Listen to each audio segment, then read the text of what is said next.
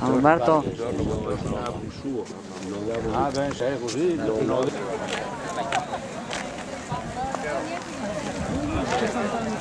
Se pubblico le cose di Portugallo.